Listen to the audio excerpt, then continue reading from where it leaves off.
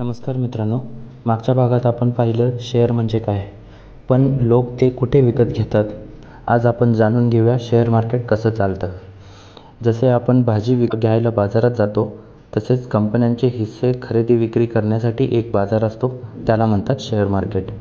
इथे लाखो खरेदीदार आणि विक्रेते एकत्र येतात. जर एखाद्या शेअरची मागणी जास्त असेल तर त्याची किंमत वाढते, मागणी कमी असेल तर किंमत घटते. हे पूर्णपणे डिमांड आणि सप्लायवर चालतं.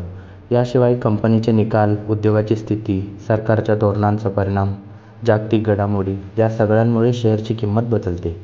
शेअर मार्केट म्हणजे कंपन्यांमध्ये भागीदारी, खरेदी विक्री करण्याचं व्यासपीठ. तर मित्रांनो, शेअर मार्केट म्हणजे एक मोठा बाजार जिथे कंपन्यांची हिस्सेदारी, खरेदी विक्री होते.